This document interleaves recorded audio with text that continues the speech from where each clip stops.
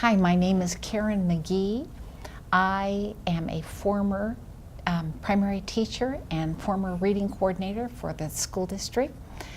Today I'm going to be doing a lesson on word sorting and writing.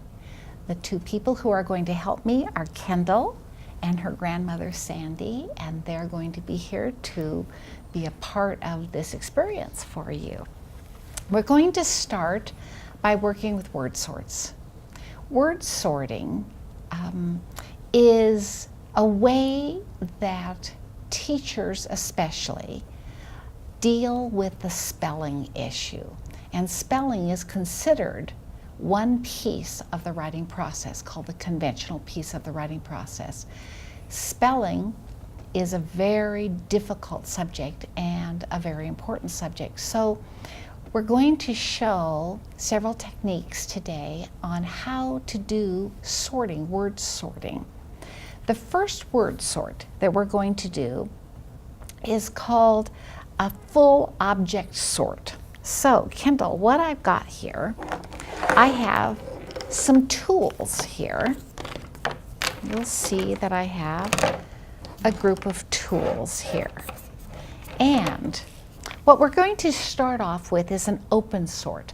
Open sorting is a way of high-level thinking. So what I'm going to ask Kendall and her grandmother to do is to find a way of putting some of these objects together. There is no right or wrong answer. All you have to do is say, I'm putting them together because they have something in common. So, can you see some ways that you would want to put some of those objects together? These two because they're both erasers. Good. 2 erasers. What else? These because you can write these on whiteboard. Good. Whiteboard markers. Good. There's one other one. You can make stories. You can make stories. Yes, we could write stories with these. And these, leave them alone. They don't have to fit, okay? So we'll say these we'll put in our throwaway pile because they don't fit with stories, they don't fit with whiteboard markers, and they don't fit with erasers. And that's perfectly okay. Is there another way, do you think, we could sort those? Now look at them again. Is there another way? And you can help her, Sandy. Help her think. Maybe how many different colors do you have? Here's green and here's green. Oh. Yeah, but these are green. This is blue and this is blue. Okay. And these two are just black and red. And this could, black could go with this black, right? And if we do the back, This. why is that one going to go? It doesn't fit. So do this one as your throwaway pile. Very good. That. And why would you put this one with black because it writes black? Or no? Yes? Okay. So this eraser, black, black, black, and then the lead of the pencil is black. Green, blue, and throwaway pile. Perfect. Try it one more time. Now use your brains, ladies. Okay. Sandy, you can help her think. How about gluing, cutting and gluing pictures? Okay, there's one. Okay. Those are things that we can cut and glue to make pictures. Okay.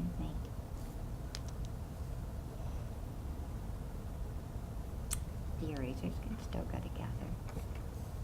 Which one? The erasers? Or all the Well, why don't do this one then? Or erasers. Look, Yeah, we could say all 3 of those erase. Ha, ha. So those all can erase. These are all writing instruments. And these are all writing. Or look at this. These all have lids. Look, look. Oh, See, even this one has a lid. So we could say 1, 2, 3, 4. These have lids. And if we wanted to, this we one could has a actually lid. put that one in and say all of those have lids. Isn't that cool? So you can see that we are sorting real things, and this is oftentimes the way that we start sorting with very young children, with real objects. Then we like to move to something called picture sorts. So now, Kendall, I'm going to give you some pictures. And how about doing the same thing? Look and see if you can find some way with your grandmother of putting those pictures together. While she's doing this, I'm going to talk about the 3 different possible ways that we do sort. One is by meaning, and you can see that on the real objects, for the most part, we used a meaning sort. There was some reason why we had to do those associated with meaning. The second way would be through a visual idea, a visual impression. And we could also say, when we were doing colors, that that's visual. So colors could have been visual as well. The third one is sound. And obviously, you can't do a sound relationship with these particular objects. But she's sorting right now, and we're going to take a look and see why she did it. Okay, Kendall, tell me what you did. So I put these together because they are all green. Good. And? What do we do with this? Those are red and orange colors. Red and orange. Okay, but what about that pepper? It's green, so it could go in here. Yeah, good. Dang it. If only we could cut him apart, right? All right. Stir them up. Find a new way. So green and you could have said green and not green if That you'd was wanted to. Green and not green. That's perfectly okay. Round. It is something. It is. Oh, look at this one. Good idea. Shapes. Round, round. Yes, even the Brussels sprouts are round, aren't they? What is that? It looks like ginger root or I didn't know what that was. I'm not sure. Yeah, me either.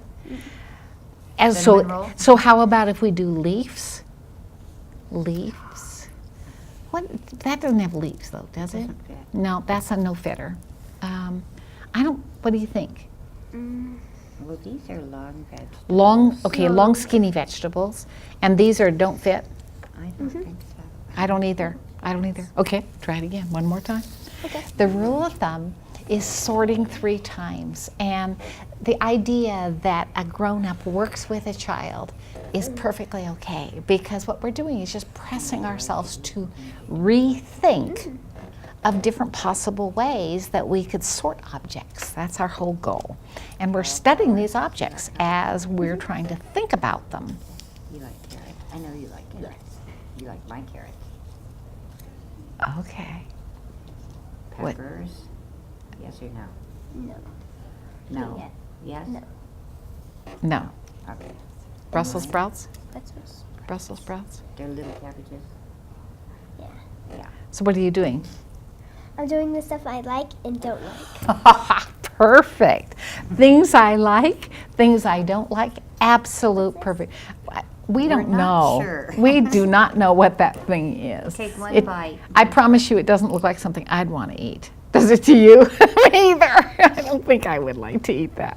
But that's a perfectly good sort. Things I would like to eat, things I do not want to Ways eat. to be put away. It's like spices. Yeah. Most of the time we wouldn't eat them. We might season our food with them, but most of the time we probably wouldn't nibble on them. So put away. Yeah, I'd do it just the way you did it. Good job. Good job. And Okay. became a rabbit. So that is called a picture sort. Now, the third kind of sort is a word sort.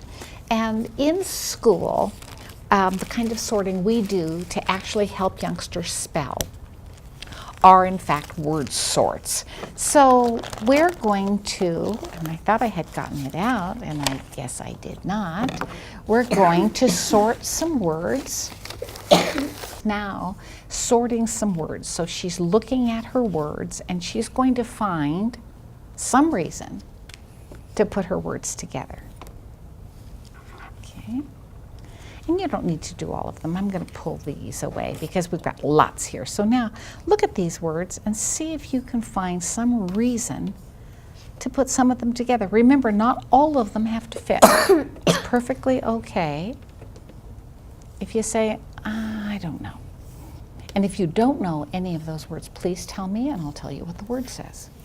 Okay. All right, take a look.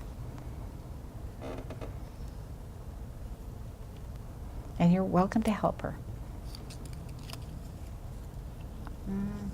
Oh, I already see what you're doing. Good job. Keep looking.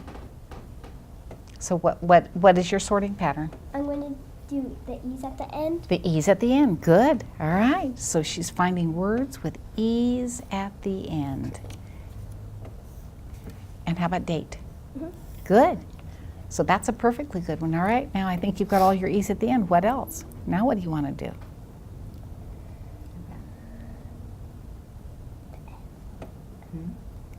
Which one? Say it out loud. T. One's with what? The N's at the end. The N N, at okay, the end. Let's sure. see if there are any more. Good, N. good Ooh, choice. good. Here's another one. The N. And here's the last one. Good job. So we're looking at lot the of 'em. ending letters. Now what about these guys? What do you want to do with these?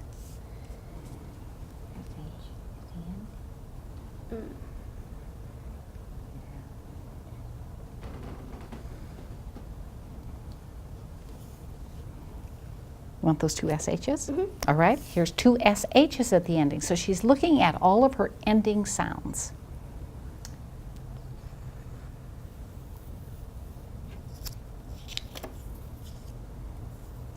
Oh, T at the end. I see it. Oh, T at the end. Good job. Well, there's one more T right there. Good. And these don't fit, right? No. So we have a row of E's at the end, a row of N's at the end, a row of T's at the end, and a row of SHs. All right. I'm going to take away this many of them. Resort. New reason. New reason why you're going to do it.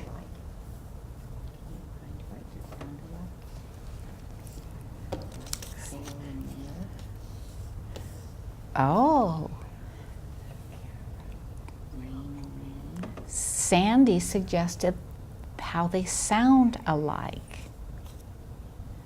Are you looking at, oh, you're looking at the whole, are you looking at rhyming sounds at the end? Got it. Ew. Good. Good. Stain in. Yes.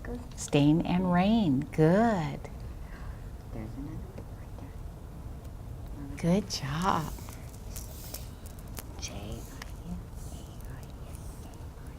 A-I. Chain. Chain fits. Any others? Yes. Yes. Now, what about these? What about that guy? Does that rhyme? It sounds the same, but it isn't spelled the same. Oh, but it still sounds it still sounds the same. Do you want it or no? Plane, P-L-A-N-E, does not spelled with an A-I-N, but it definitely rhymes. What do you want to do? Do you want it? No or yes? Yes. Yes, she moves it in. Good girl. How about the rest of them? Do you want to still stay with rhyming? You have a couple more rhymings. I see one. They sound a lot alike. There are no more ings, are there? No? Nope. Are there any more eights? Oh, good. Hate, date and hate. Are there any more apps? Nope. Nope. What about those last two? What are they? Yep.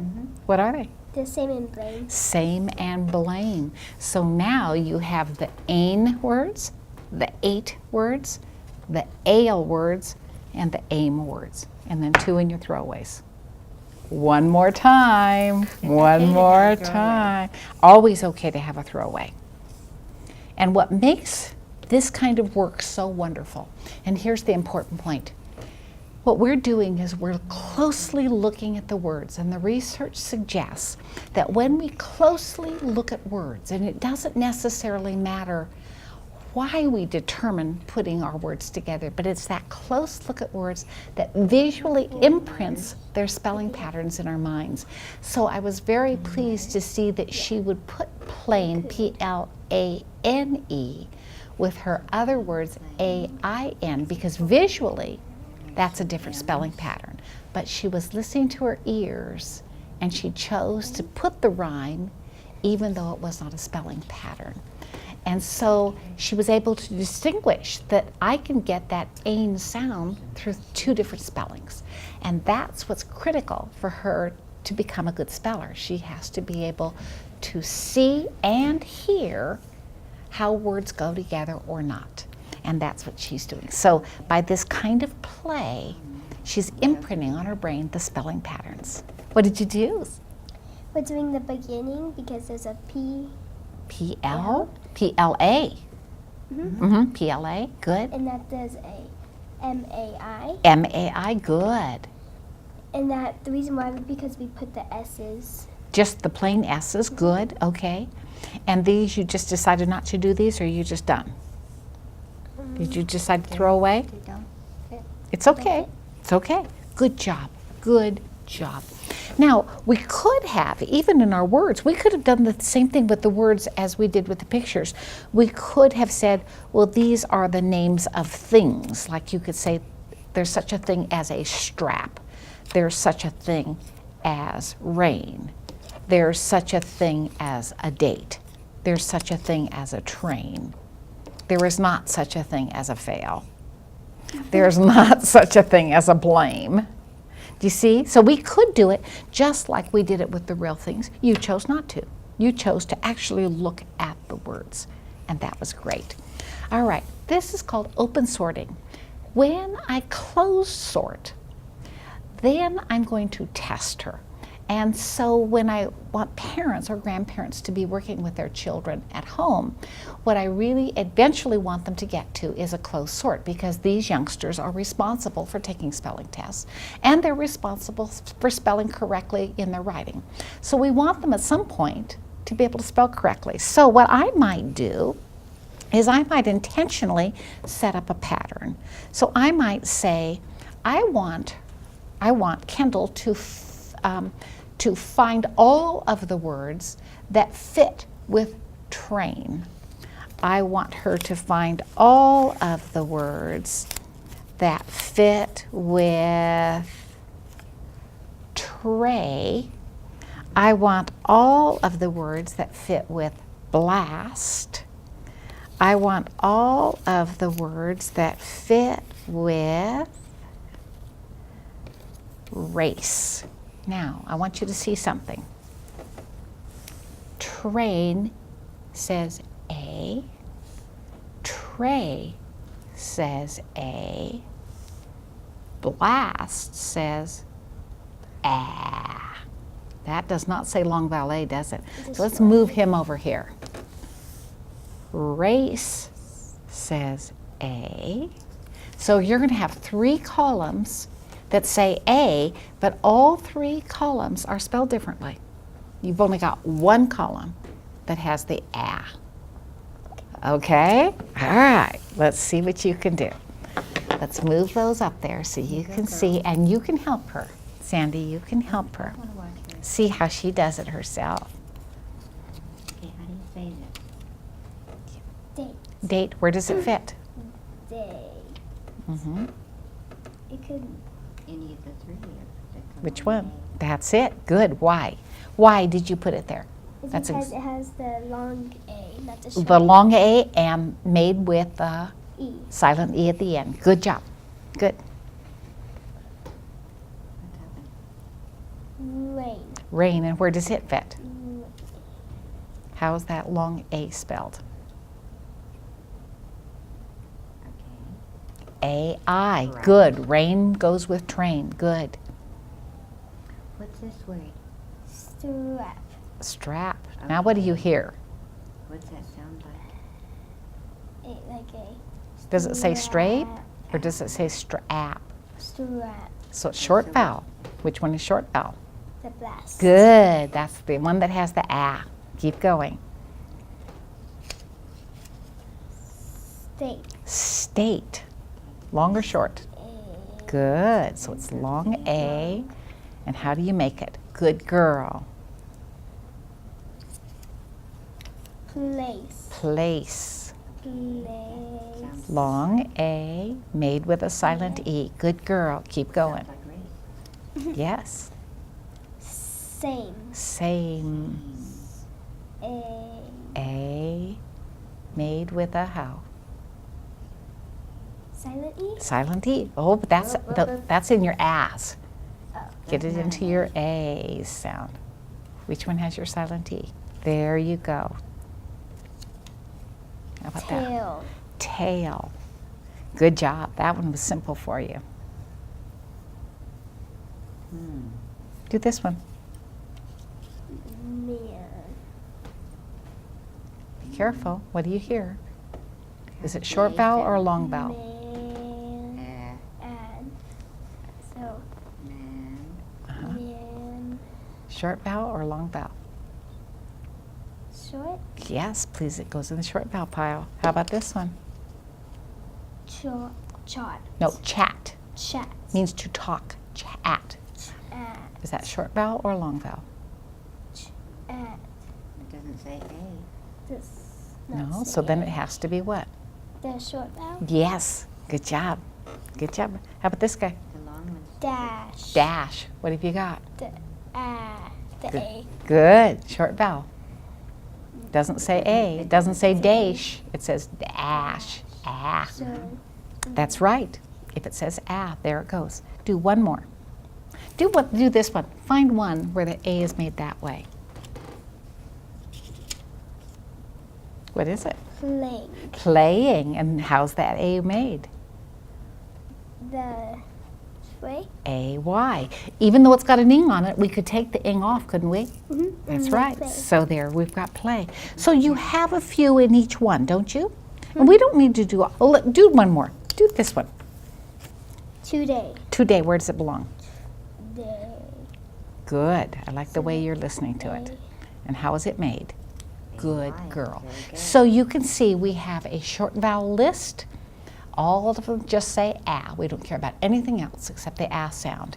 We have 3 lists of A's, one spelled A-I, one spelled A-Y, one spelled with A something silent E.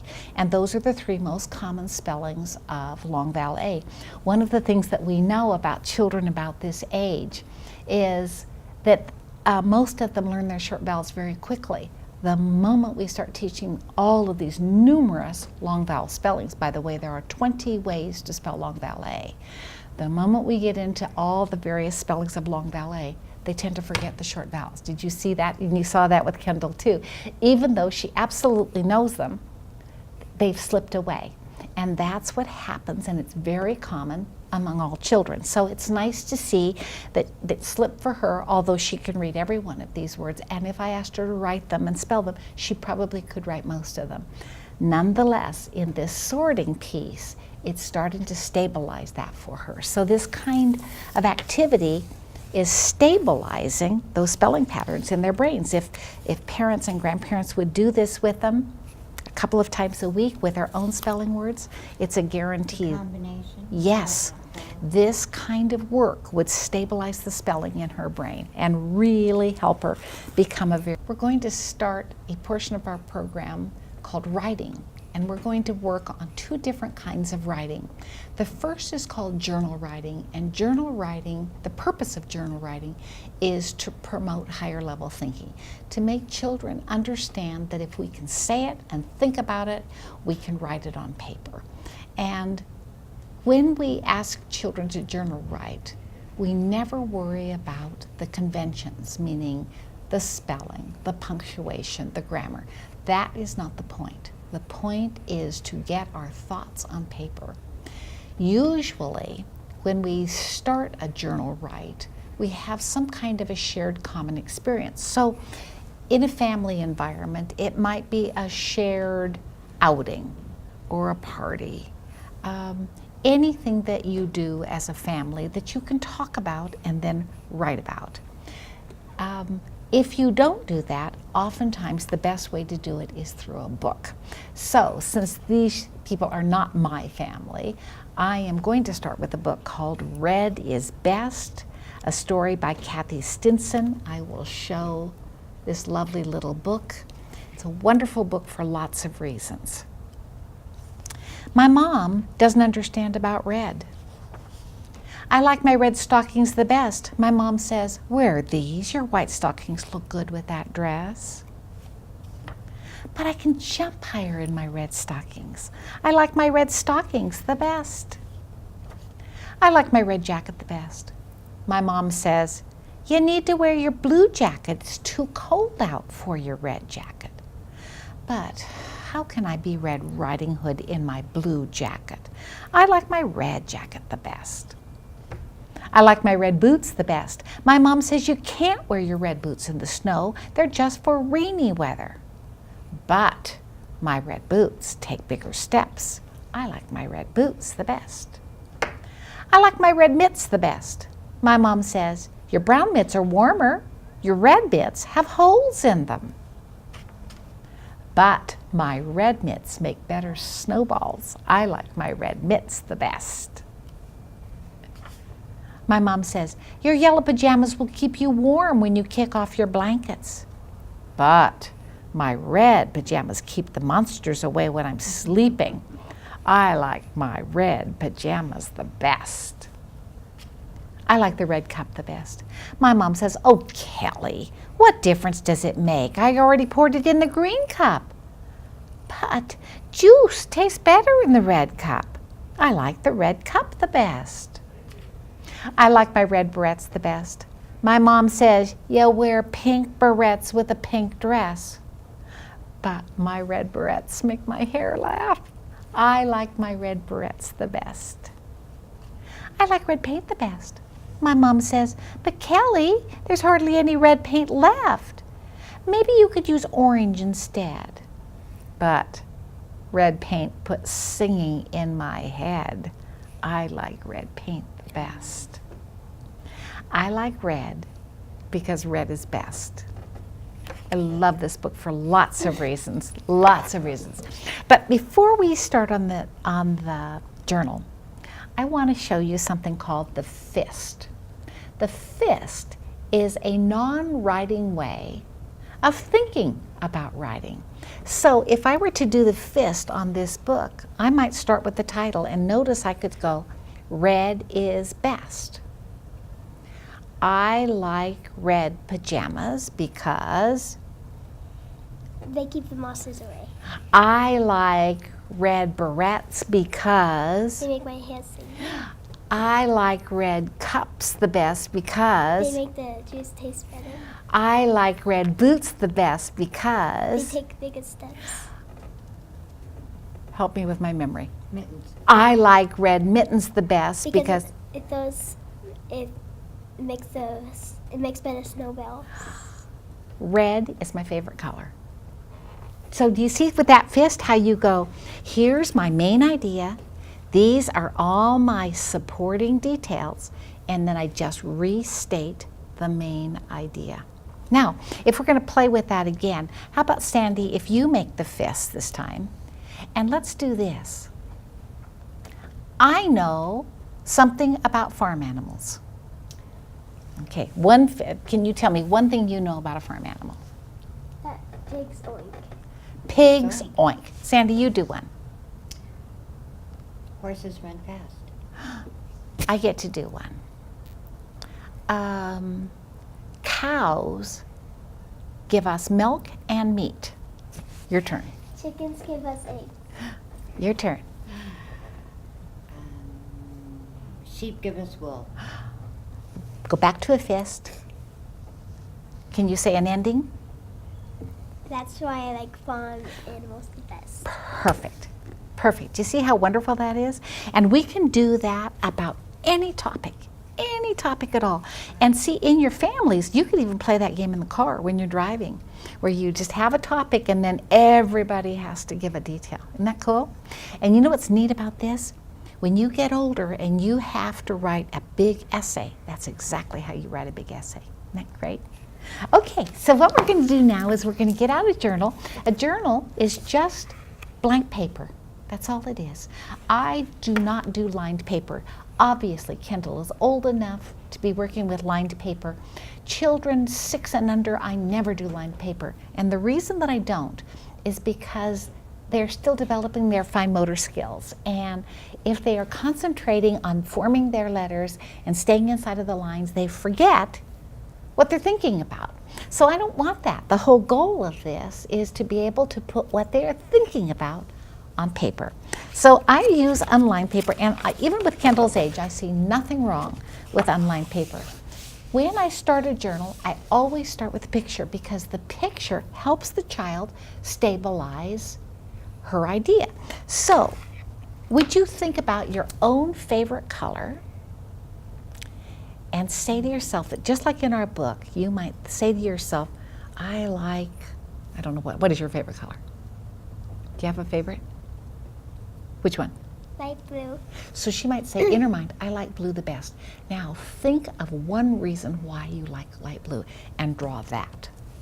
Think of one reason why you might. Write it. Draw, draw, draw.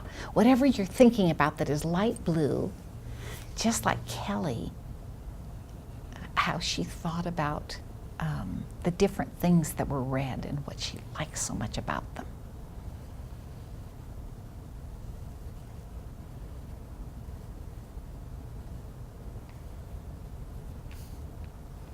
When children are doing this kind of writing, it's perfectly okay for a parent to take a piece of paper and do it right along with the child, to say, I'm going to do mine too.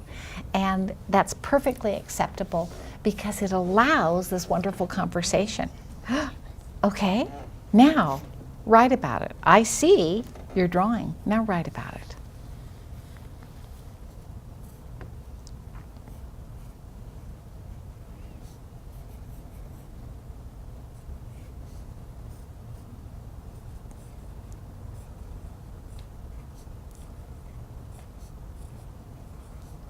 So much of the kind of work that I suggest that parents and children or grandparents and children do together is all about stimulating that talk, that discussion, because that's what we really learn. We really learn the bridge between what we read and what we write is the talk. So I really do like it when parents also sketch something and then write something so that then they have this wonderful mutual sharing.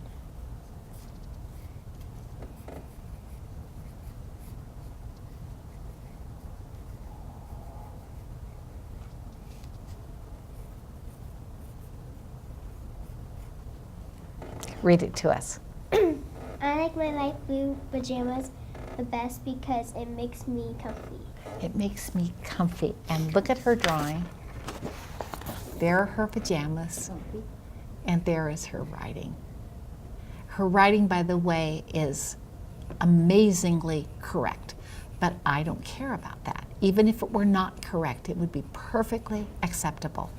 And when we have very young children, it's not at all uncommon for a very young child to draw a picture of something. That child, if Kendall were a 4 or 5-year-old, she might have that same drawing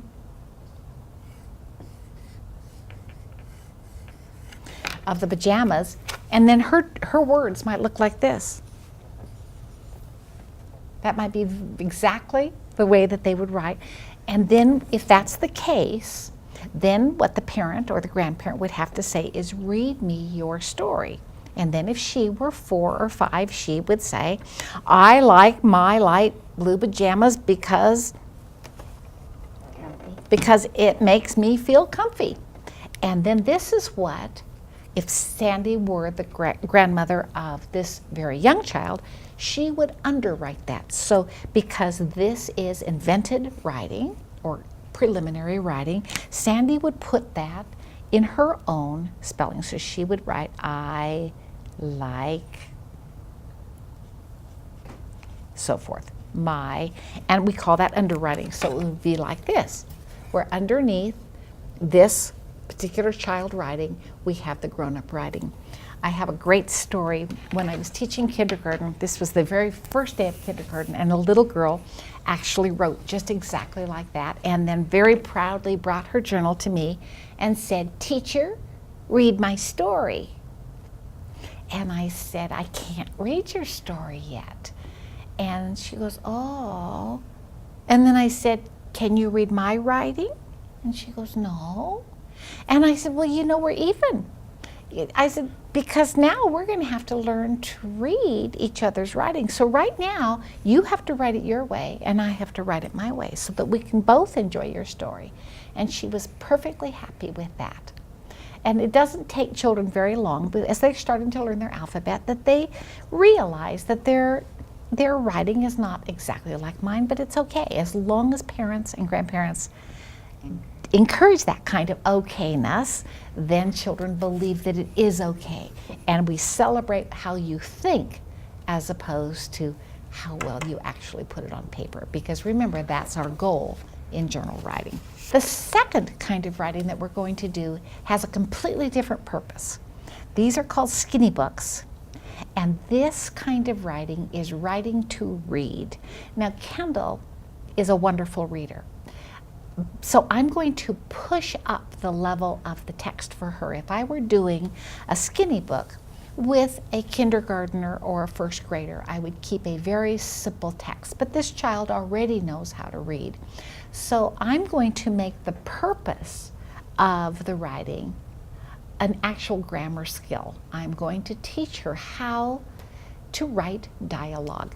Dialogue was evident in the book that we read, where Mom is constantly talking to her daughter Kelly. So it's a natural skill lesson that Kendall could now do in her skinny book.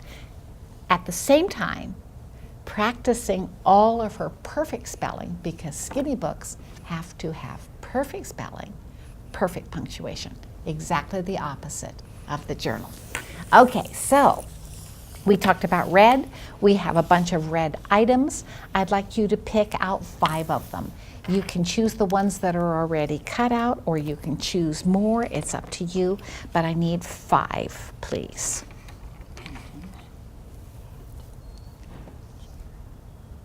Oh, good. Okay.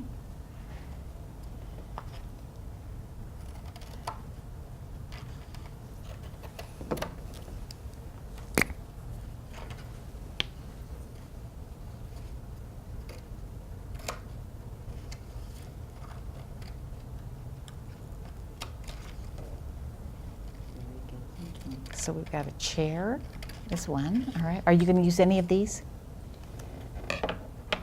All of these? A plate. Okay, a plate. Balloons. Good. Dice. You don't want the Legos, or do? No Legos. Choose another one then. I don't blame you. Boys would go for those Legos, sure as heck. You choose something else. Which one's the tennies or the pants? The tennies. Because you like tennies. You have cute black and white tennies. Would you ever like a pair of red tennies? Pretty cute. Pretty cute.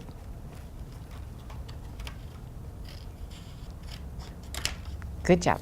Okay, first thing that we do is we put the title of the book. And I usually do that for the child. And the title of our book is Read by, and then Kendall will write her name at the bottom, Read by.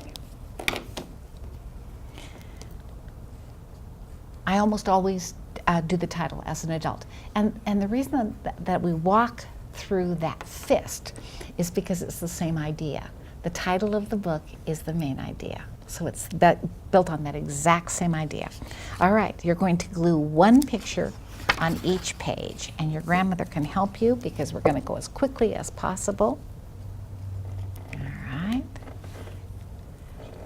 One thing that I've learned, the smaller the child, the more important it is that when you are gluing, you always have your children glue the back of the pictures, and then as an adult, if they're very young, you do the flipping over, and then you get rid of the glue.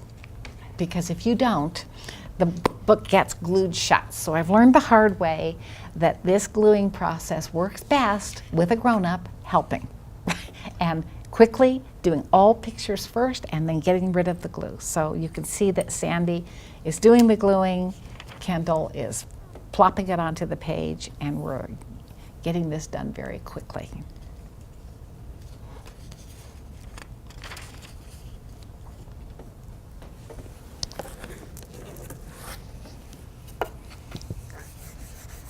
Good job. And then turn back to your first page, and we're going to write.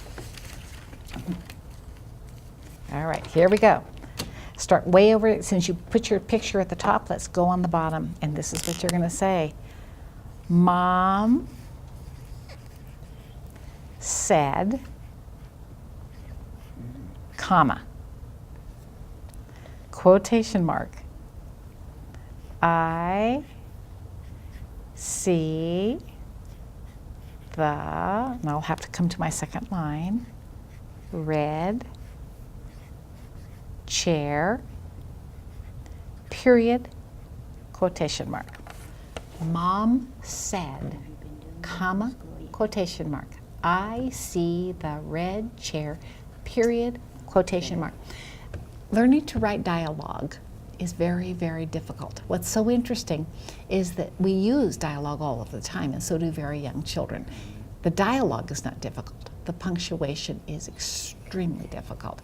So this is actually an advanced skill for her. I'm sure she has not yet been formally taught this in school. It tends to be taught around 4th and 5th grade, but she's very bright, and I figured that she can handle this particular process. Now, the nice thing about the Skinny Book is that it's a wonderful way to practice a skill, because she's going to write 5 sentences to go with her pictures. The sentences are going to be almost identical. The word that will change is that last word, which is the picture. So it gives her 5 opportunities to practice the punctuation. The writing is easy for her. The punctuation is the new skill. So using these Skinny Books is glorious. I have used them with children as young as 4, and I do a very simple sentence. The sentence I use is, I see the. And sometimes that's all I ask the child to write. And my focus for some of these children is just to learn those 3 sight words, I see the.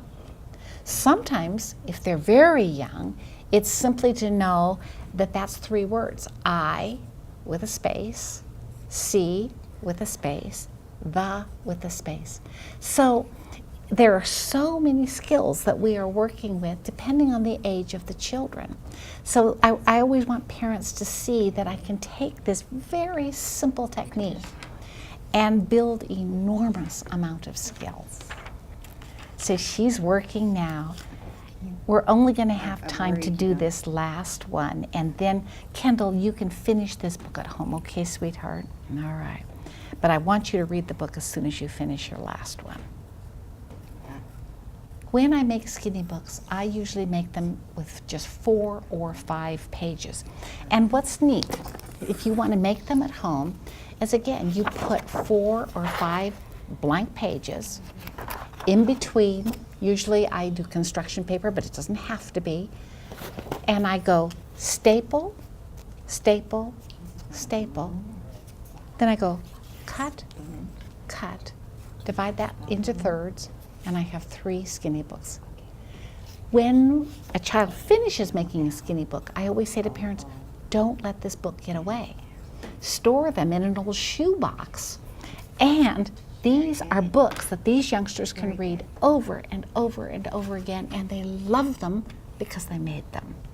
And so depending on the skill, for the very young ones, it's just the skill of tracking print and learning how to read. For a child this age, it's remembering, that punctuation. How do I punctuate that dialogue? Okay, read it to me. Mom said, Comma, quotation mark, I see the red chair, period, quotation. turn the page. Mom said, quotation, I see the red shoe, period, quotation. Good job. Mom said, Comma, quotation, I see the red balloon, period, quotation. good job. And you can do your last 2 pages. Ooh, that darn glue. You can do the last 2 pages at home. But you can see that she has created a book, and truly, by the time she completes this book and after she's read it a few times, she will remember how to punctuate that. And so the next time she actually writes a story, and I know that her grandmother has told me that she has written stories for her grandmother, she might choose to actually write a story in her journal using dialogue, and she will know how to punctuate it. And so that's the beauty of it. So those are our two major kinds of writing that I suggest that parents or families do at home. They have two wildly different purposes, both of which are extremely important for these youngsters to be successful in school. One of the ways that I collect pictures for skinny books is that I use magazines. I get my magazines from the beauty shop. I use newspapers. In the newspapers, in the middles of the newspapers, you can find food items, all kinds of food items. And then, and you can do this with your children, is you actually classify them, and you can see that I stick them in all kinds of things. Here are things that are pink, pictures all about school, obviously color words. Sometimes I put them in plastic Ziploc bags. Things about winter, things that come into cans, things that move in the water. So when I'm sitting in front of the television set, if I have a bunch of magazines, I just cut them apart. And then with a child, because these children are so very bright, is to say, let's sort them and then put them in a category, and then whenever we make a skinny book, we could easily say, what do we want to write about today? And we would have a whole bunch of ideas. And that would be kind of fun, wouldn't it? You would probably enjoy that. And you could say, well, let's write about things that come in jars. Let's write about spring since it's spring. All right, and then we could decide on our sentence, and then we're ready to go. Thank you. Thank both of you. Thank you. Look, Thank you for your you're experience. welcome. Thank you, honey.